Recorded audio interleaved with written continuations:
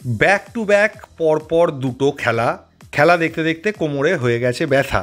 প্রথম match Mohun Bagan versus Gokulam Kerala IFA shield, সেখানে মোহনবাগান 5-1 গোলে জিতেছে। এবং পরবর্তী খেলা Asia cup qualifier India versus Singapore, সেখানে ম্যাচটা 1-1 হয়েছে। তো প্রথমে চলে আসি যে ম্যাচটা তাজা দেখলাম, ইন্ডিয়া ভার্সেস সিঙ্গাপুর। খেলাটা দেখে মনে হলো এই কারণেই খালিদ জামিলকে কোচ করাটা লাভজনক হয়েছে। যে ম্যাচটা ইন্ডিয়া হেরে যায়, জেতার কোনো চান্স ছিল না, 5 থেকে 6টা গোল খেতে পারত, সেই হেরে যাওয়া ম্যাচ থেকেও ইন্ডিয়া কিন্তু 1 পয়েন্ট নিয়ে ফিরল। কি করে ফিরলো সেটা বলে বোঝানো সম্ভব নয়, বলার মতো কোনো ভাষা নেই, কোনো ব্যাখ্যা নেই, কোনো সায়েন্স নেই, কি আছে ভগবান জানে। ইন্ডিয়া সিঙ্গাপুর খেলাটার প্রথম দিকে ইন্ডিয়া কিন্তু একটুখানি চেপেই বসেছিল, মানে খেলার কন্ট্রোলটা ইন্ডিয়ার হাতে ছিল বেশ কিছু মিনিট, বলতে পারেন 20 থেকে 25 মিনিট। 13 মিনিটের মাথায় ইন্ডিয়া একটা ভালো চান্সও পেয়ে গেছিল গোল করে দেওয়ার মতো, কিন্তু সেটা কনভার্ট করতে পারেনি। সম্ভবত সুনীল ছেত্রী চান্সটা পেয়েছিল।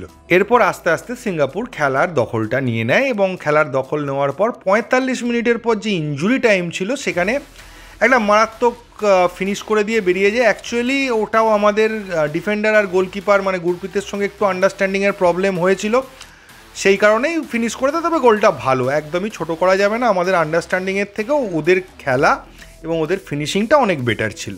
এরপর থেকে সিঙ্গাপুরই পুরো খেলেছে, সিঙ্গাপুরই খেলাটাকে ডমিনেট করেছে, বারবার সমস্ত ডিফেন্স ভেঙে ইন্ডিয়ার ডিফেন্সে ঢুকে গেছে। যদিও ইন্ডিয়ার ডিফেন্স ভালো খেলেছে, না হলে এটা স্কোর লাইন হতো না, ওই মোহনবাগানের খেলার মতোই স্কোর লাইন হয়ে যেতে পারতো।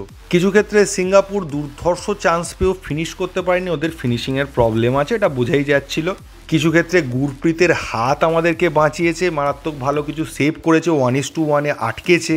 কিন্তু 89 মিনিটের মাথায় ওদেরই ডিফেন্ডার পাস দিয়ে দিল রহিম আলী আর ওদের গোলকিপারের মাঝখানে একটা জায়গায় বলটাকে পাস করলো। ওদের গোলকিপার ছুটে এলো, রহিম আলীও ছুটে গেল, ওদের গোলকিপার বলটা ক্লিয়ার করলো, বলটা রহিম আলীর পায়ে লেগে রহিম আলীর সামনেই পড়লো। কেউ নেই, রহিম আলী আস্তে আস্তে হেঁটে গিয়ে ফিনিশ করে দিয়ে চলে এলো। এটা ছাড়া মানে এই চান্সটাও ইন্ডিয়ার ক্রিয়েট করা নয়, এই চান্সটা সিঙ্গাপুরই দিয়েছিল। তো ওই যে বললাম একটা এক্স ফ্যাক্টর কাজ করে সব সময়, তো সেই এক্স ফ্যাক্টরের জোরেই বলতে পারেন আজকে ইন্ডিয়া একটা পয়েন্ট নিয়ে এলো। আর সিঙ্গাপুর বুঝতেই পারলো না যে তারা কি করে ম্যাচ থেকে পয়েন্ট লুজ করলো। এমনকি তারপরেও সিঙ্গাপুর পেনাল্টি বক্সের মধ্যে থেকে শট মারছে, আমাদের প্লেয়ারের গায়ে লেগে বেরিয়ে যাচ্ছে, মানে এরকম ভয়ঙ্কর সিচুয়েশান হয়েছে। সিঙ্গাপুরের প্লেয়াররা নিজেরা বাড়িতে গিয়ে যদি রিপ্লেটা দেখে, তখন তারা বুঝতে পারবে যে তারা কি মিস করেছে, কি করে গোলগুলো হয়নি। আর গোলটা যেটা ওরা খেয়েছে, কি করে ওরা খেলো, মানে কোনোটাই ব্যাখ্যা দেওয়া যায় না। ইন্ডিয়া সিঙ্গাপুরের সঙ্গেও পেরে উঠছিল না, স্পিডে বারবার বিট করছিল, ওদের বল পজিশন ভালো ছিল, নিজেদের মধ্যে আন্ডারস্ট্যান্ডিং ছিল, আমাদের প্লেয়াররা ওদের প্লেয়ারের পেছনে দৌড়েই গেছে। ওদের স্কিল বিশাল আমি বলবো না, ওরা ফাস্ট মুভমেন্ট করছিল, আমরা বারবার দেখছিলাম আমাদের প্লেয়ারদেরকে স্পিডে টপকে যাচ্ছিল। ওরা দেখে মনে হলো বেশ কিছু অল্প বয়সী ছেলে খেলেছে, খুবই কম বয়সী ছেলে, এবং দারুণ পারফর্ম করেছে তারা।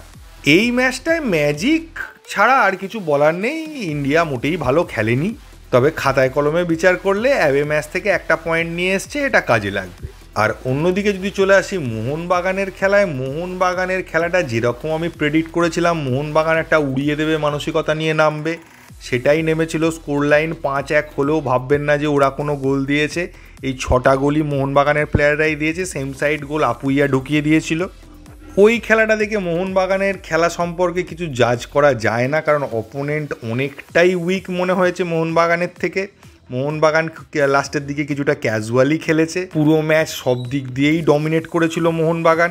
10 থেকে 11 মিনিটের মাথায় রবসানের কর্নার, সেখান থেকে অ্যালবার্টো হেড করে গোলে ঢুকিয়ে দিল। তারপর 26 থেকে 27 মিনিটের মাথায় জেমি ম্যাকলারেন একটা রানিং বলে ভলি করলো, ডাইরেক্ট বলটাকে রিসিভ না করে সোজা গোলের মধ্যে, ওয়ার্ল্ড ক্লাস গোল।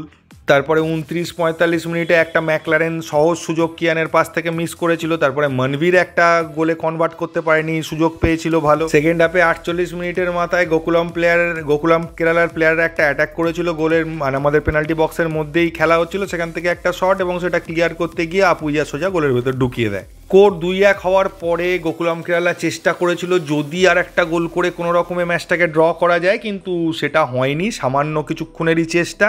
তারপর 51 মিনিটের মাথায় আবার অ্যালবার্টোর একটা হেড, সেখান থেকে স্কোর লাইন 3-1 হয়ে যায়। তারপরে 53 মিনিটের মাথায় রবসান গোল করে ওটাকে 4-1 করে দেয়।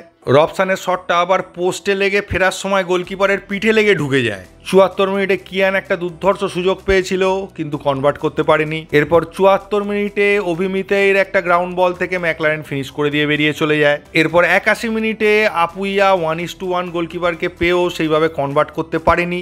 তো খেলা নয়, ছেলে খেলা করেছে মোহনবাগান গোকুলামকে নিয়ে, মোটামুটি ফুল ফোর্সে খেলে দিয়েছে একটা আই লিগের টিমের সঙ্গে, যেটা হওয়ার তাই ছিল। আর গোকুলাম সেই 2 বছর আগের গোকুলামের মতো অতটাও পাওয়ারফুল ছিল না। তবে মজা লেগেছে কমেন্ট্রিতে, কমেন্টেটর বলছেন যে মোহনবাগান সমর্থকরা হাততালি দিয়ে উজ্জীবিত করছে মোহনবাগান প্লেয়ারদের, কিন্তু এখান থেকে শোনা যাচ্ছে মোহনবাগানের সমর্থকরা সেম সেম বলছে। আমি বুঝতে পারলাম না কি হলো ব্যাপারটা, সেম সেম বলে কি করে উজ্জীবিত করা যায় এটা আমার ধারণা নেই, ও কমেন্টেটারই বলতে পারবেন। মাঠ খালিই ছিল বলা চলে, যেরকম সমর্থক হওয়ার কথা ছিল বা হওয়ার কথা সেরকম কিছুই হয়নি। সামান্য গুটি কয়েক সমর্থক ছিল, কিন্তু ম্যাক্সিমামই যারা ছিল তারা প্রতিবাদী করছিল। প্লেয়ারদের মধ্যেও গোল করে সেই উচ্ছ্বাস দেখা যায়নি যেটা বারবার হয়। খেলার মতোই হয়েছে, আবার প্রতিবাদও হয়েছে, সবই হয়েছে খেলাটার মধ্যে। তবে মোহনবাগানের কতটা ডেভেলপমেন্ট হয়েছে এই ম্যাচ থেকে বোঝাটা খুব মুশকিল, কারণ টিমটা বললাম ভীষণ কমজোরি মোহনবাগানের তুলনায়। তো একটা সলিড টিম হলে, গোয়াটোয়ার সঙ্গে খেলা হলে বোঝা যেত যে কতটা কি ইমপ্রুভ করতে পেরেছে। এই কদিন এত যে প্র্যাকটিস করলো, এতে কি ইমপ্রুভমেন্ট হয়েছে সেটা বোঝা যেত। তবে এটাও বলা যায় যদি নর্থ ইস্টের সঙ্গে গোকুলামের খেলা হতো, এটা 7-8টা গোল তো নর্থ ইস্ট করতো। ওরা যে স্পিডে অপারেট করতো, মোহনবাগান সে তুলনায় কিছুটা স্লোই খেলেছে। আন্ডারস্ট্যান্ডিং যে খুব ভালো হয়েছে সেটা বলবো না, কারণ তারপরেই যখন সিঙ্গাপুরের খেলাটা দেখলাম, সিঙ্গাপুরের প্লেয়ারদের মধ্যে যে আন্ডারস্ট্যান্ডিংটা ছিল সেই আন্ডারস্ট্যান্ডিং মোহনবাগান প্লেয়ারদের মধ্যে ছিল না, যদিও এত হাই স্কোর লাইন, কারণ টিম দুটোর মধ্যে পার্থক্য, কোয়ালিটির পার্থক্য। বা বলতে পারেন আগের বছরও শেষের দিকে আমরা মোহনবাগান প্লেয়ারদের মধ্যে যে আন্ডারস্ট্যান্ডিং, যে স্পিডে অপারেশন দেখেছিলাম, সেটা কিন্তু এখনও এই ম্যাচেও আমি দেখতে পাইনি। এর বেশি কিছু বলবো না, এই ভিডিওতে এইটুকুই। থ্যাংক ইউ, ধন্যবাদ এবং জয় মোহনবাগান।